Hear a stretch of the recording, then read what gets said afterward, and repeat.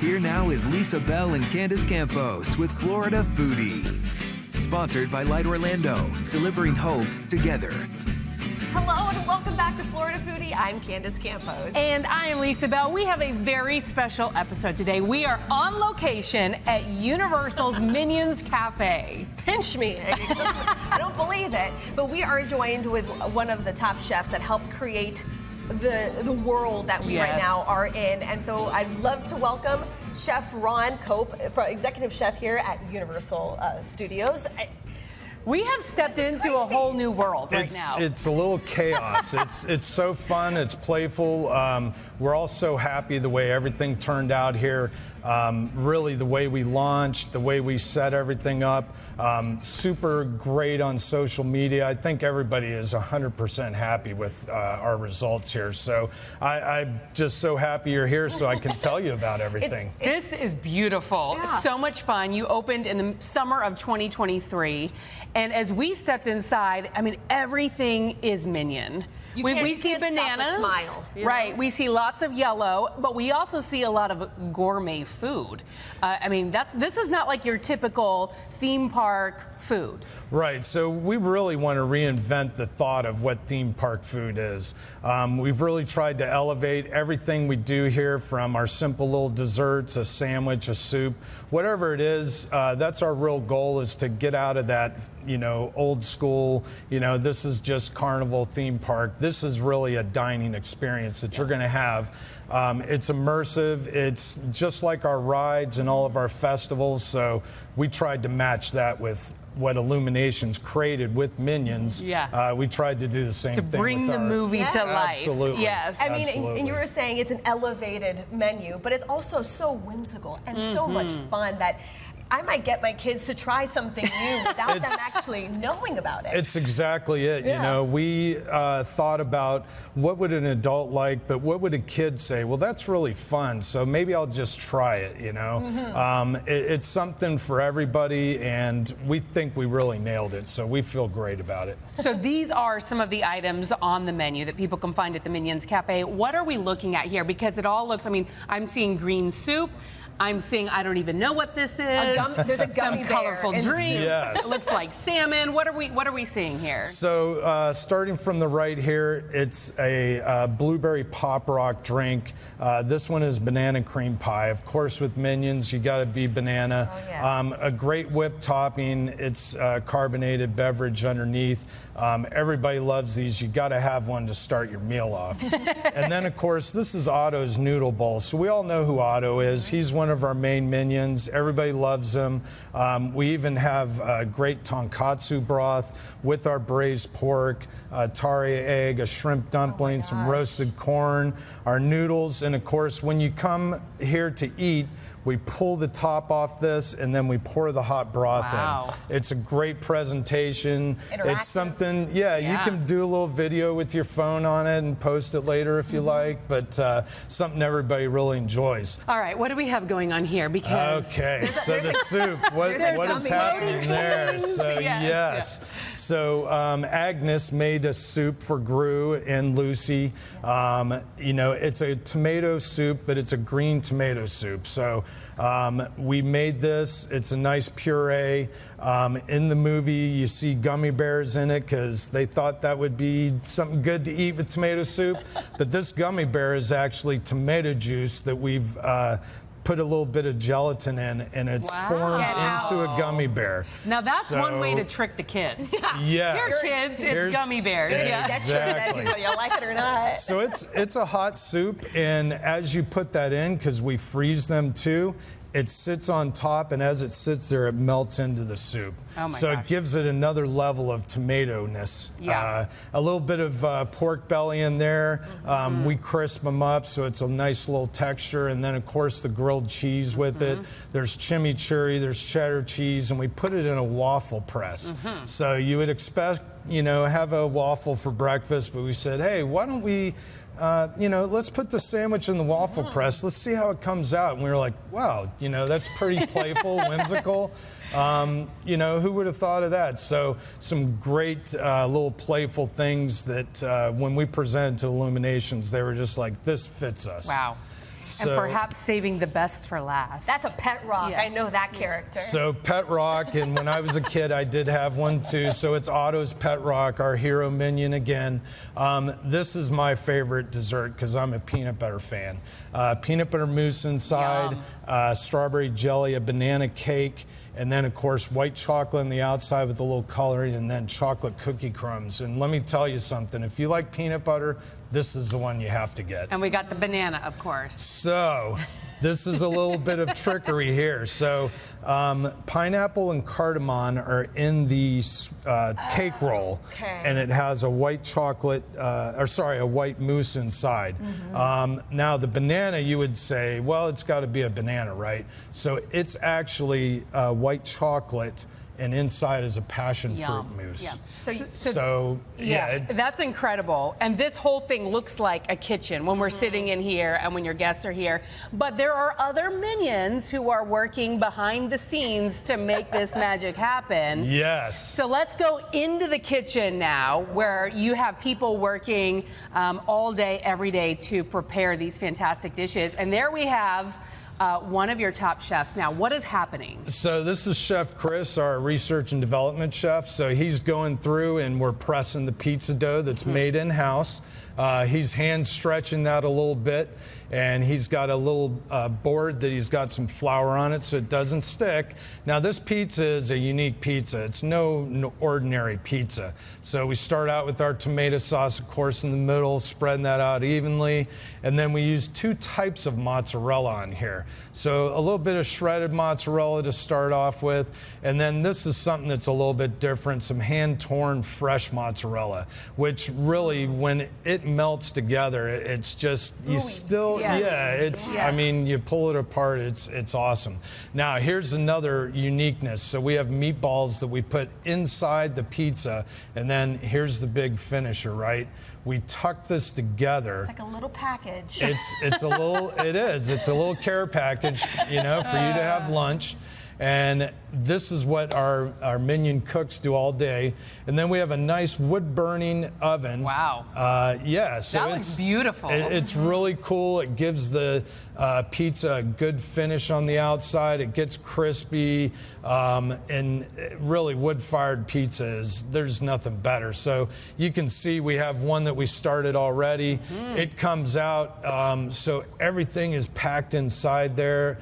And then we take it over to our plating station. This is where the real fun begins, right? And you can see, so just like a minion would do, he kind of dropped it and it kind of splashes, but it's a lot of fun. So we're topping it with a couple more of our meatballs, and then of course, a little bit of the fresh mozzarella again. And as this sits, the fresh mozzarella on top kind of starts to melt in there. So you get 2 temperatures once it gets out to you.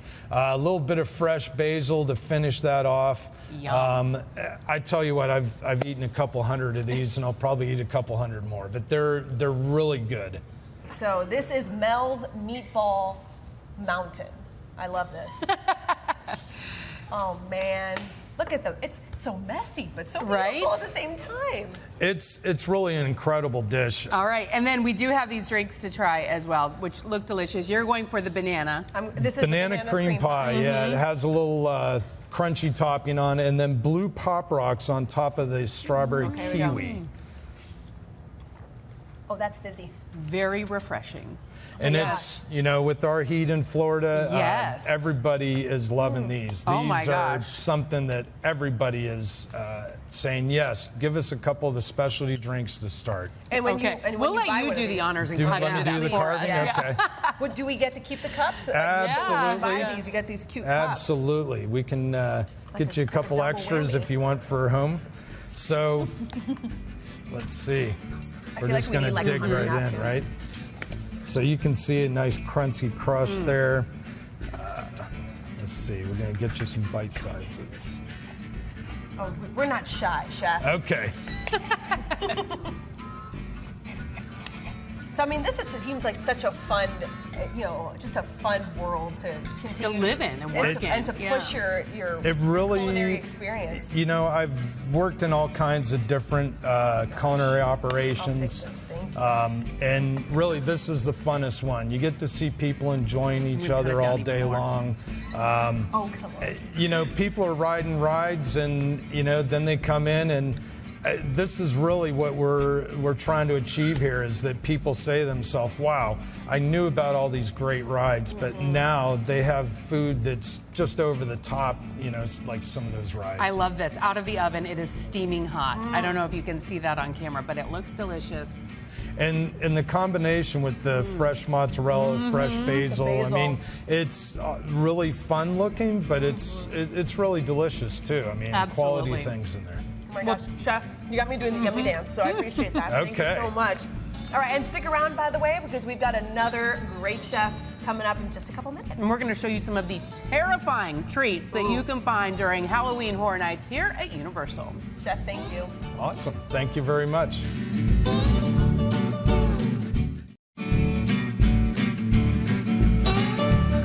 Welcome back to Florida Foodie. We are at Universal Studios today, but we've changed locations. We're now looking out for clickers in a section of the park decked out like The Last of Us for Halloween Horror Nights. I feel like I have to keep looking over my shoulder, right? Well, we've got a very special guest, Chef Christopher Colon, who helped create so many of these items. I say you brought them to life, but around here, more like death, right? I mean, that's what it feels like. You never know. You know, if you might get an infected coming through here at any moment, so please be on the lookout. I'm so nervous. I'm so nervous. So how long have you been with Universal, first off? I've actually been here since, you know, I was a kid. I've been here for 23 years. Wow. And you say this has been kind of like your favorite, just like the creativity of all this stuff. Yeah, I mean, with Halloween Horror Nights, we get to have the most fun. So like, you don't get to see a cordyceps corn dog or a meat stew somewhere on your day-to-day, you know, restaurant tour. So it's definitely the most fun that we have. And every year you guys seem to take it up another notch. This year is just insane. Show us what you have prepared for us today.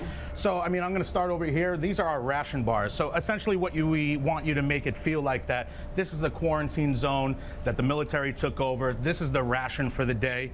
You actually have the ration card that they would do in the game as well. Oh, yeah. It's a coffee and peanut butter scotcheroo bar. So it's delicious. Gives you some coffee to stay awake, to get away from those infected.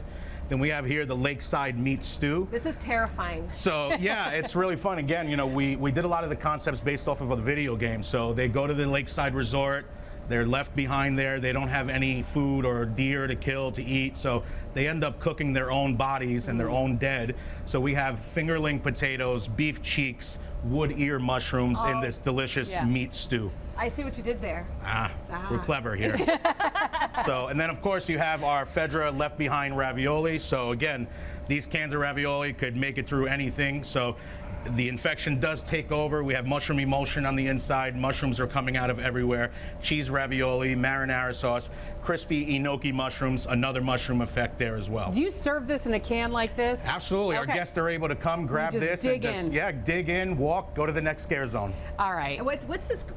I mean, you were saying it's mushrooms, but that's like neon green mushrooms. What is all so that? it's a crispy enoki tempura mushroom. So we make the batter a little different, some natural coloring, and then we crispy them up. So it's a definitely great crunch to a soft ravioli. All right, and now we have perhaps saved the best for last. Yeah. This has become so popular. It is a viral sensation. What on earth are we looking at? So here you have the cordyceps corn dog. So it's a Korean cheese dog. So it's mozzarella, it's hot dog, dipped in a corn dog batter. Then we're rolling in actual cordyceps, which is the entire infection of what The Last of Us is, and potato sticks. So a nice little salty combination there as well.